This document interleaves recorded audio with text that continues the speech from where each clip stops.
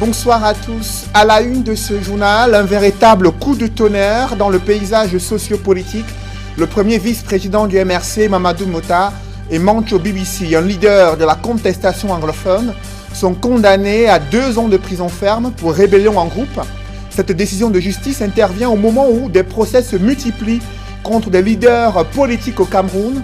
Au-delà de ce bras de fer judiciaire, cette situation illustre aux yeux des gardiens de la tradition une régression du Cameroun, un pays où la classe politique se déchire à cause du pouvoir et des intérêts égoïstes. C'est le dossier politique du 20h. Les irrégularités observées et incohérences décriées sur la liste des admis au concours d'entrée à l'ENAM suscitent une vague de critiques.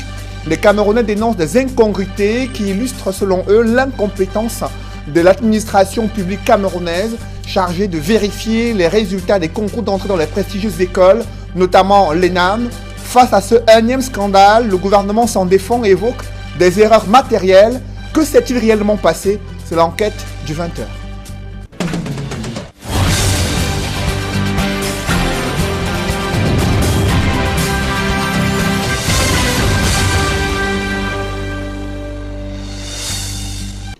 Merci de suivre cette édition complète de l'information sur Equinox Télévision. Mamadou Mota, vice-président du mouvement pour la renaissance du Cameroun, et Mancho BBC, un leader de la contestation anglophone, viennent tous les deux d'être condamnés à 2 ans de prison ferme. C'est une décision du tribunal de première instance d'Ekounou à Yaoundé. Ils sont reconnus coupables de rébellion en groupe lors de la mutinerie survenue à la prison centrale de Yaoundé. Cependant, certains prévenus ont été acquittés dans le contingent des 244 prisonniers interpellés dans cette affaire. D'autres précisions avec Marcelin Gransop. Le verdict est tombé tel un couperet au tribunal de première instance d'Ekounou. Mamadou Mota écope de 2 ans d'emprisonnement ferme. Le premier vice-président du MRC a été reconnu coupable des faits de rébellion en groupe à la suite de la mutinerie survenue à la prison centrale de Yaoundé le 22 juillet dernier. Quant à Serge Branco Nana, il a été condamné à 3 ans de prison pour rébellion en groupe et destruction. 6 autres cadres et militants du MRC incarcérés à la prison centrale de Yaoundé s'en sortent plutôt bien dans le cadre de cette affaire. Entre autres, les docteurs Ngono et Fouele Fak, Momo Brice et Toukam Pascal, pour ne citer que ceux-là. Ils ont été déclarés non coupables des faits mis à leur charge. Chez les manifestants anglophones, le tribunal n'a pas été tendre envers Mancho BBC, qui s'en sort avec 2 ans de prison ferme, pendant que Félix Ngalim écope d'une condamnation de 3 ans. Illico presto, les avocats, dont Maître Emmanuel Sim, ont tout de suite interjeté appel. Arrêtés au lendemain de la mutinerie du 22 juillet, Mamadou Mota et plusieurs autres militants du MRC, ainsi que des détenus de la crise anglophone, avaient été traduits devant le tribunal de première instance d'Ekounou le 6 août dernier pour des faits de mutinerie, rébellion en groupe et autres destructions. Au cours du procès, dont le verdict est tombé ce 9 septembre, le premier vice-président du MRC n'a cessé de dénoncer un acharnement politique contre sa personne. En rappel, le 22 juillet dernier, des dizaines de détenus de la crise anglophone avaient entrepris de crier leur ras-le-bol par rapport aux lenteurs judiciaires et leurs conditions de détention.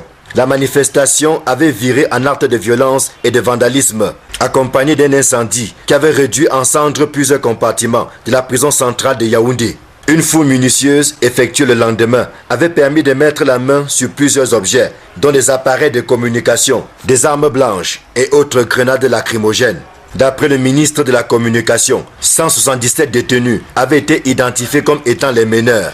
Ils seront rejoints plus tard par 67 autres, pour un total de 244 personnes interpellées. Le procès de Maurice Kamto devant le tribunal militaire alimente un vif débat sur la compétence de cette juridiction à connaître de cette affaire où sont impliqués des leaders politiques et des civils.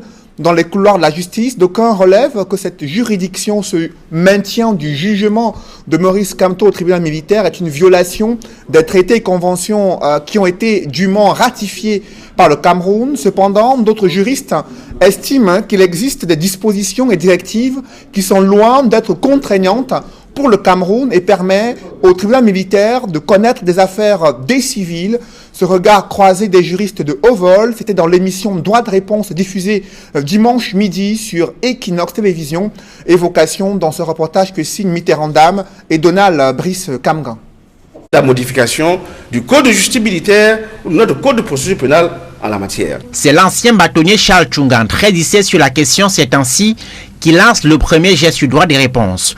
L'avocat reconnaît l'existence de la directive de la Charte africaine des droits de l'homme et des peuples, signée par le Cameroun, qui interdit le jugement des civils devant les tribunaux militaires, mais insiste sur sa non-incorporation dans la loi camerounaise. Nous allons me dire que la directive de 2005, qui incorpore in fine la phrase suivante, invitons les États partis à la charte de bien vouloir incorporer ces principes dans leur droit interne.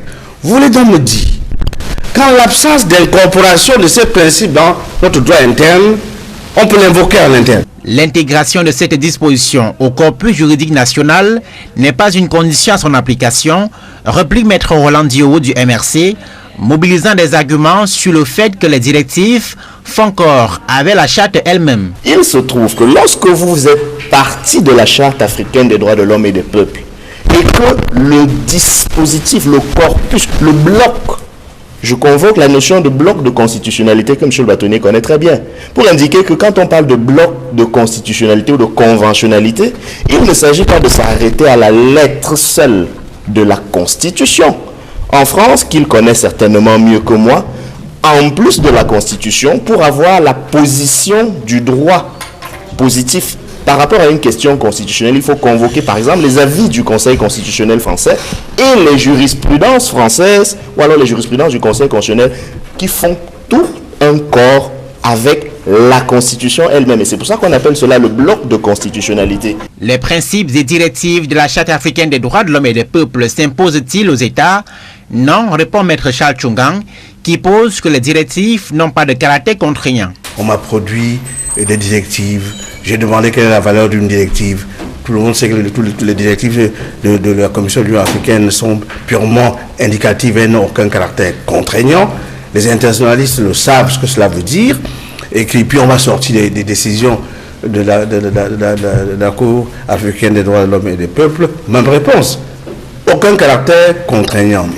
Maître Roland Diowo revient en convoquant l'application des directives dans le droit communautaire CEMAC sur la fiscalité. Dans le droit communautaire CEMAC, en matière d'harmonisation de la fiscalité, il y a une directive CEMAC qui fixe le taux maximum de TVA dans la zone CEMAC. Il est de 17%. C'est une directive, ça s'appelle directive.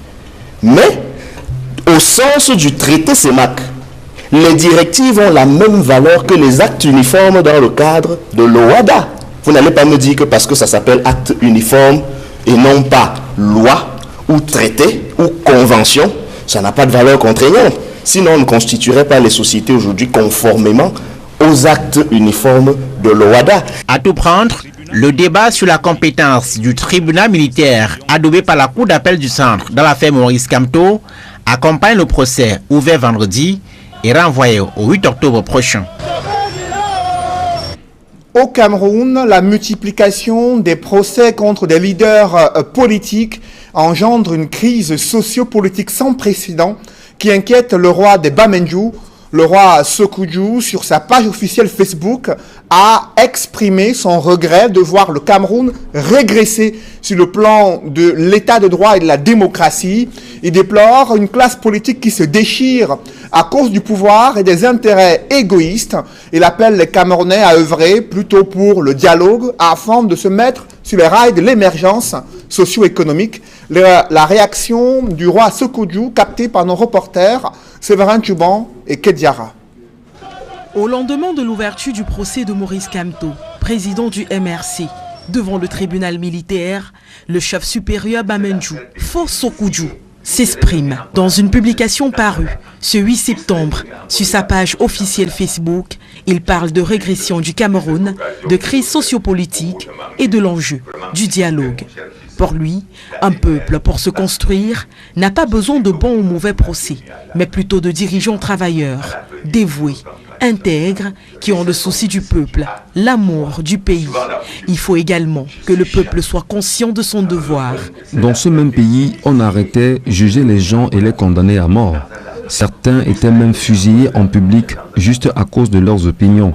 Que nous soyons à revivre cela 60 ans après, Ernest Ouandji, Abel Kingé, Félix Roland-Moumié se retourneraient dans leur tombe.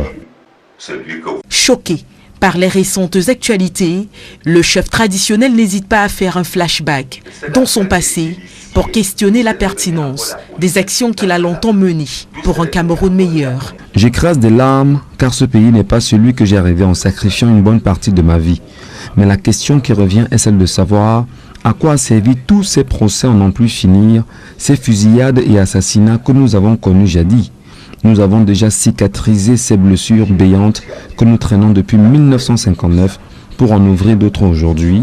Alors que les autres peuples sont en train de conquérir l'espace et développent les sciences et techniques pour contrôler les plus faibles demain, il estime qu'au Cameroun, les hommes se dévorent entre eux à cause du pouvoir, des intérêts égoïstes.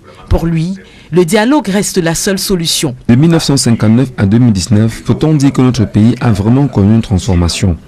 Et tous ces morts, ces tortures et ces emprisonnements injustes que nous portons sur notre conscience ont servi à quoi? Cette sortie, qui intervient quelques heures après le procès de Maurice Kamto, vient ainsi remettre à l'heure les pendules du dialogue national, gage d'un retour à la paix sur le territoire camerounais. Dans le reste de l'actualité, les incohérences observées sur les listes des admis au concours d'entrée à l'ENAM suscitent une vague de critiques sur la toile. Des Camerounais dénoncent le fait que d'autres Camerounais soient admis sur la liste définitive et les mêmes noms se retrouvent sur la liste d'attente.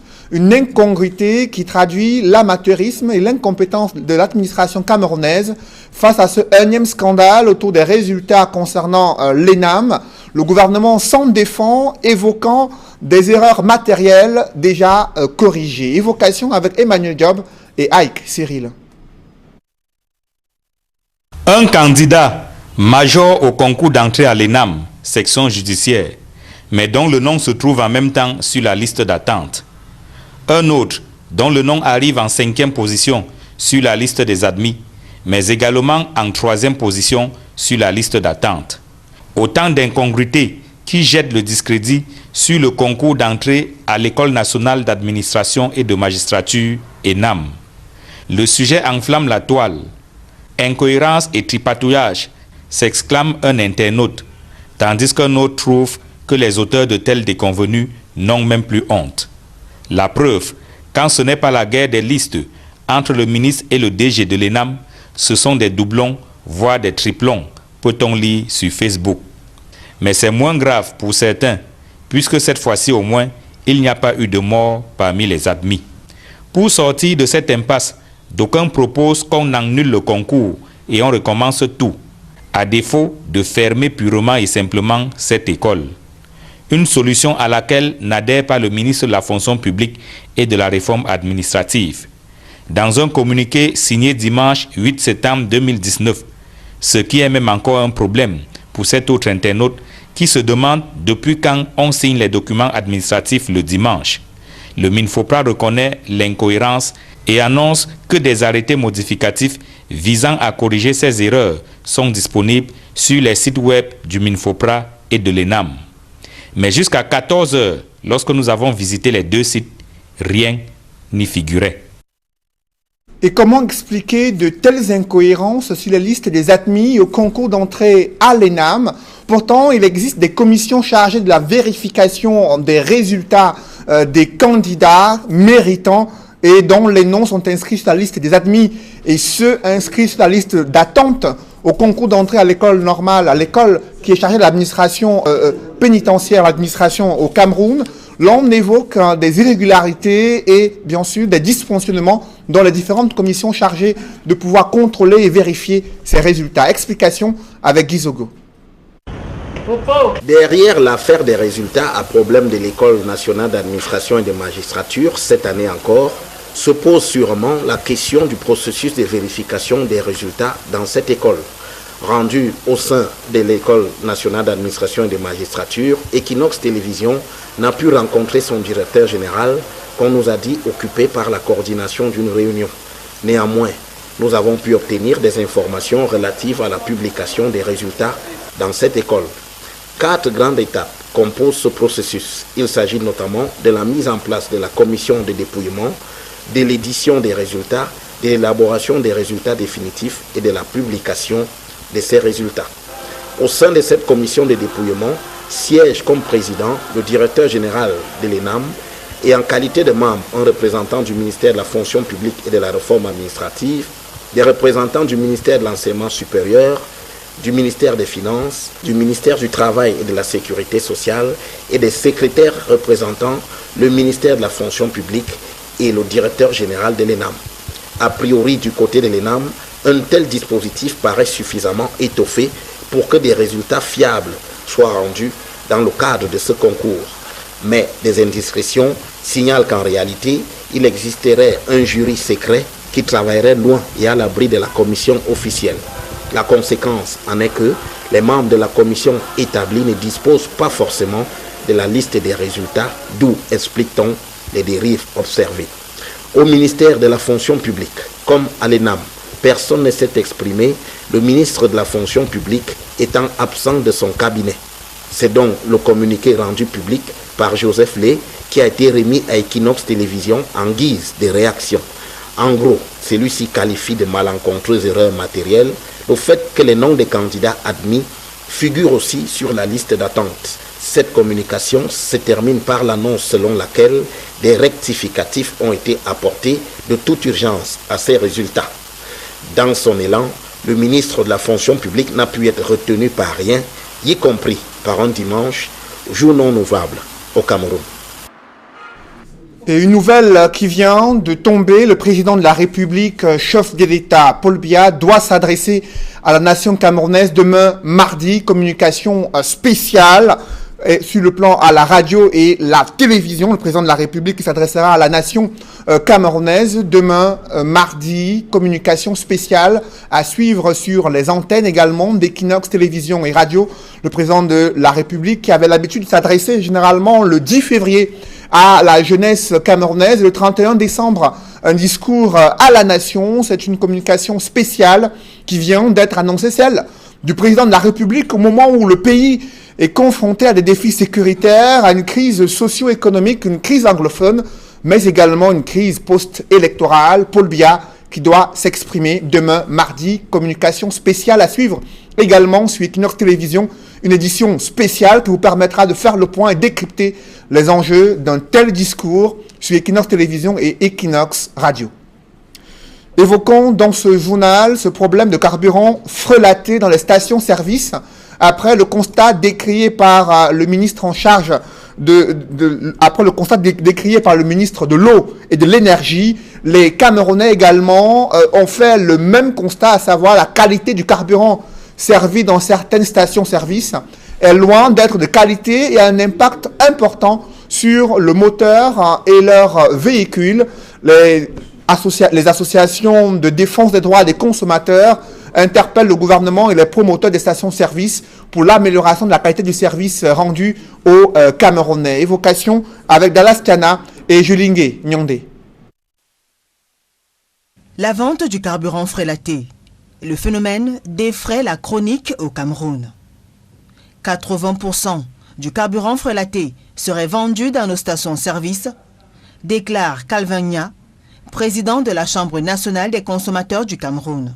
Nous avons été interpellés par certains consommateurs, soi-disant que 80% du carburant consommé au Cameroun était frelaté. Nous avons mené des enquêtes. Nous sommes allés jusqu'à Bafoussam, puisque nous avons des preuves jusqu'aux images. Nous avons démantelé un réseau de carburant frelaté. Alors, les acteurs sont passés aux aveux.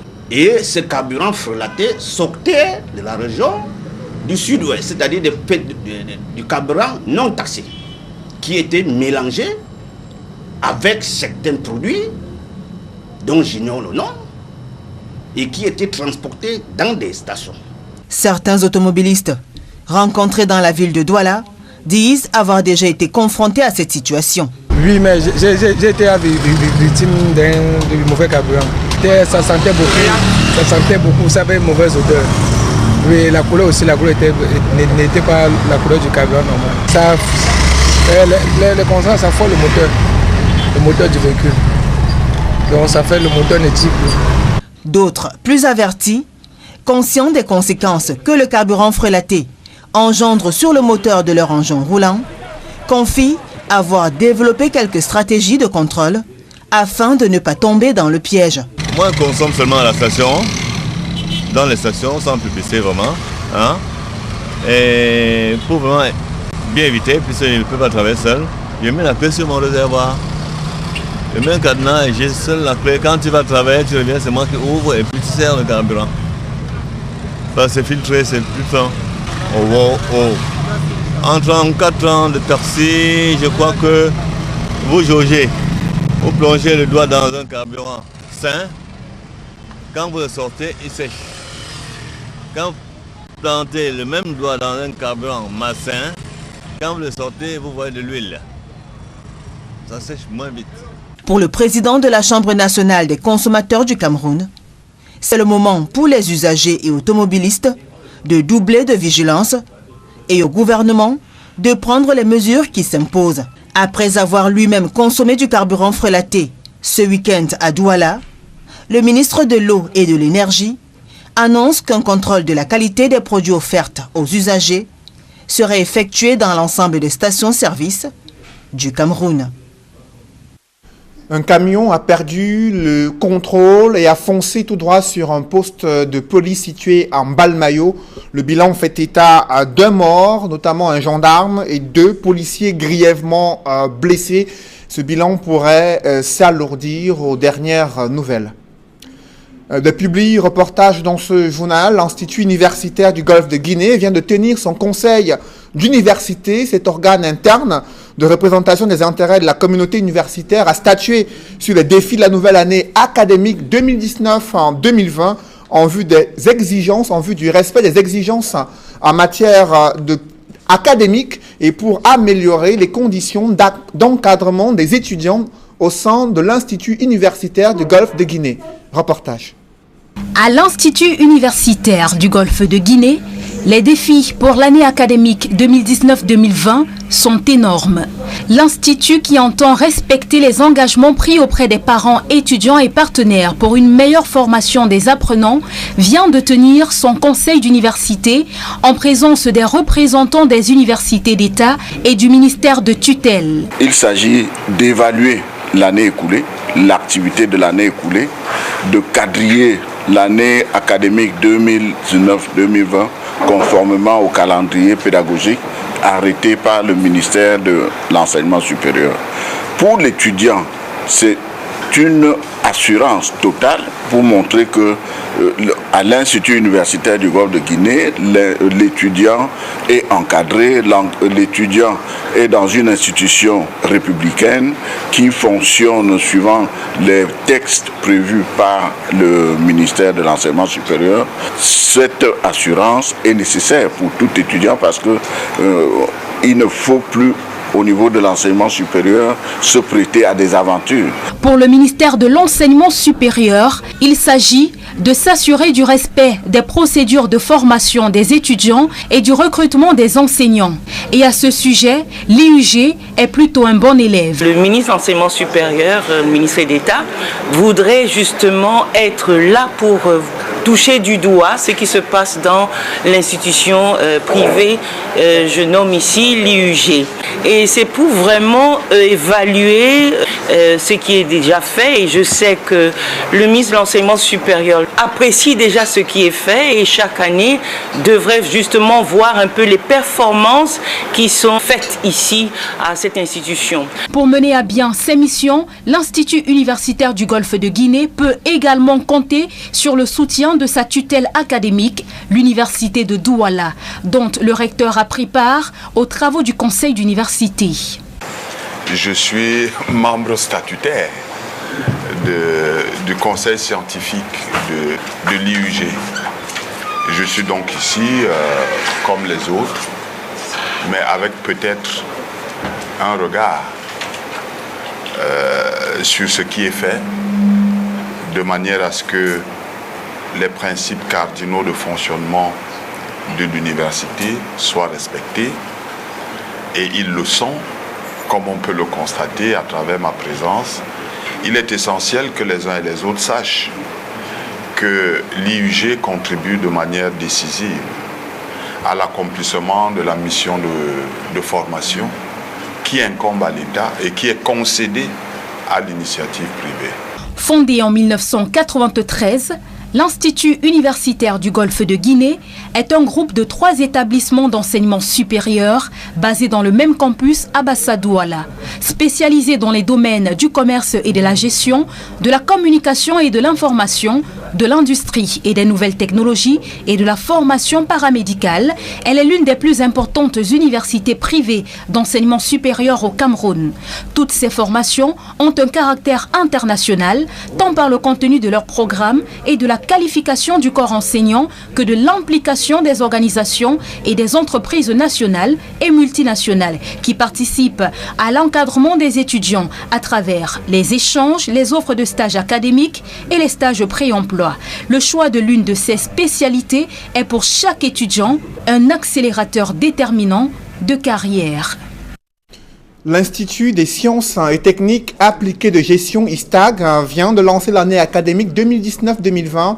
C'était lors d'une assemblée générale au cours de laquelle des innovations ont été annoncées, également des enseignants méritants récompensés à Yaoundé. Reportage. En ce début d'année académique 2019-2020, à l'Institut des sciences et techniques appliquées et de gestion, ISTAG, la traditionnelle entrée en matière, l'Assemblée générale de cet établissement privé de l'enseignement supérieur vient de se tenir à Yaoundé. C'est un bilan très positif qui ressort de la présentation des résultats des examens officiels de l'année dernière. Une issue qui place l'ISTAG parmi les établissements de référence de l'enseignement privé supérieur au Cameroun. L'Assemblée générale des enseignants est une disposition statutaire. C'est l'occasion pour nous de faire un bilan de l'année écoulée et de poser les jalons pour la nouvelle année 2019-2020 qui s'annonce. Il était de bon temps qu'on se trouve avec les enseignants pour se regarder dans les yeux, pour exploiter les résultats de l'année 2019 et de voir sur quel plan on doit s'ajuster pour rester les meilleurs sur le plan national. Cette année académique 2019-2020 est placée sous le signe de la compétence et de la performance. Nous mettons un accent sur le choix des enseignants qui peuvent apporter aux étudiants l'équipement nécessaire pour atteindre les objectifs qu'on se fixe à la fin d'année aux différents examens organisés sur le plan national et auxquels sont soumis nos candidats. Cette année, l'ISTAG poursuit sa marche en avant avec des innovations dont la mise sur pied d'une académie Microsoft déjà opérationnelle, dont la mission est la formation du personnel, des étudiants et la digitalisation des enseignements. Autre innovation, l'ouverture de 2 nouveaux campus en Fandena pour les licences et masters en cours du jour et à Hawaï pour les filières gestion, loisirs, tourisme et hôtellerie. À l'occasion de l'Assemblée générale de l'ISTAG, comme artisans des résultats obtenus, les meilleurs enseignants ont été primés avec une femme à l'honneur. Nous sommes également reconnaissants pour le tableau d'honneur qui nous a été attribué au département de gestion des systèmes d'information. Cela nous encourage, cela nous redonne l'engouement au travail et cela nous rassure dans la récompense des enseignants ISTAG. Il est donc question de conforter cette bonne tenue pour l'avenir en maintenant le cap sur le sérieux et la professionnalisation. Les enseignants ne doivent pas se cantonner à la théorie. Il faut amener les enfants, les étudiants dans le domaine professionnel, puisque c'est nous pour eux. C'est que l'enfant, qu'est-ce que l'enfant en sortant de l'ISTAG doit savoir faire? Qu'il sache quelque chose.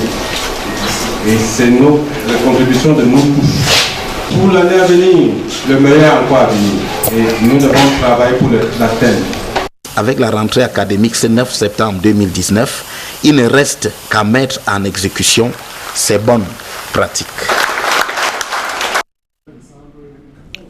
Des femmes Kwemi de Douala ne sont pas indifférentes aux conditions de vie difficiles des enfants démunis dans la région de l'Ouest. Elles ont offert des fournitures scolaires afin d'encourager ces enfants à mieux préparer l'année scolaire 2019-2020. Reportage. Le nouvel apartheid aujourd'hui, c'est l'ignorance. Seule l'éducation permet de s'en affranchir. Les femmes Kweni de Douala, Sam Elite Babounchungalu, dans le Haut-Cam, région de l'Ouest Cameroun, dans leur élan de cœur, ont entrepris des actions de solidarité à l'endroit de la communauté éducative de cette localité. Aujourd'hui, dans nos pays en voie de développement, on a besoin que nos enfants soient éduqués, qu'ils reçoivent une bonne éducation.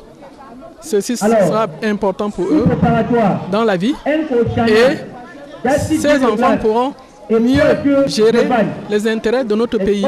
C'est l'esplanade de la chefferie supérieure Babounchungalu qui a servi de cadre à la remise des kits scolaires aux élèves. Par cette action, les femmes Kweni de Douala veulent amener les enfants à la lumière, au réflexe de lutte pour réussir dans la vie. Un geste hautement salué par les bénéficiaires. I'm here to thank the association of Kweni to have given us these prizes. We promise to make good use of it, and our dream is that such actions will continue, and we promise to work hard and hard again so that such type of action will continue in the future. Les seigneurs de la Craie, quant à eux, ont reçu les parchemins de distinction. Nous leur disons grand merci. Ça veut dire qu'ils pensent à nous et qu'ils savent que nous sommes là pour leurs enfants. Nous sommes là pour éduquer leurs enfants. Nous sommes là pour donner le meilleur de nous-mêmes en ce qui concerne l'éducation. Donc nous leur disons vraiment un grand merci. Tout l'honneur est pour nous. Cette action entreprise par l'agente féminine Babounchungalu est accompagnée par les hommes. Il s'agit plutôt de privilégier l'éducation des enfants. C'est vrai qu'à travers tous les discours, vous avez vu que ce sont les femmes qui prennent le devant. Parce que des traditions dans ce village qui a matriarcat prononcé, et on dit que ce sont les femmes qui commandent les hommes dans leur foyer. Bon, même quand on a fait les petites études dessus, ça s'avère vrai. Nous l'acceptons parce que non seulement elles sont puissantes, elles font avancer les choses. La preuve, c'est elles qui organisent la distribution des prix ici à Babounchou. Ensuite, entre nous, on parle du genre. Ce village, c'est un village de concertation et de rassemblement. Donc, il a compris très en avance que le genre avait son importance. Et puis, pour terminer, si elles sont puissantes, belles et intelligentes, nous ne pouvons que les aimer. Pour nous, elles sont des créatrices de bonheur. Et nous en sommes heureux. Le chef supérieur Babounchungalu, Sa Majesté Tchapi Joseph, salue l'élan de générosité des femmes Kweni de Douala et appelle ses autres sujets à suivre ce bel exemple. Les femmes Kweni de Babounchungalu, du groupe Babounchungalu, ont fait vraiment quelque chose de merveilleux. Je prie à tout groupe Babounchou, les élites Babounchou, de prendre l'exemple de Kweni. Si 2-3 groupes font ça chaque année, c'est que ça serait vraiment grandiose. Ça va encourager nos enfants à se donner profondément à l'éducation. Le comité d'organisation se réjouit de la forte mobilisation et rend grâce à Dieu. Merci à Dieu pour cette grande journée. Il n'y a pas eu de pluie, en saison de pluie. Tout ce que Dieu fait est bon. Quand nous pensons à l'humanité, il nous honore et nous remercions Sa Majesté Tchapi de nous avoir assistés. Merci à Equinox TV de nous honorer ce jour dans notre beau village Babounchungalu.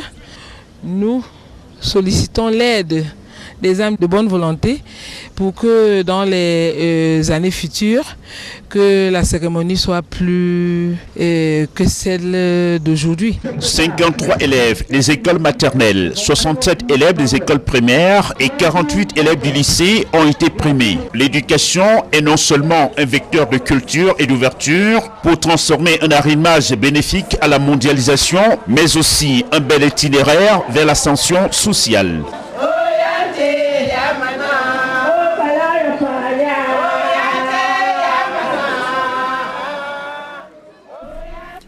Mesdames, messieurs, c'est la fin de ce journal. Merci de l'avoir suivi.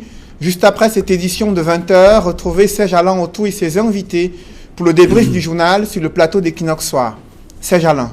7 mois après la traditionnelle adresse à la jeunesse camerounaise et 111 jours avant le discours sur l'état de la nation, Paul Biya s'adresse demain au Cameroun.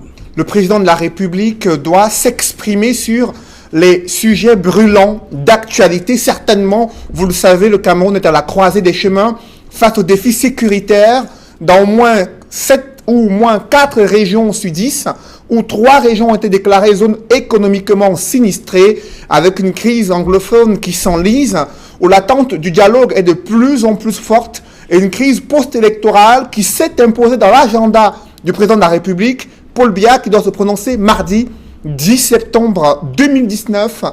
Une communication spéciale à suivre à la radio et la télévision.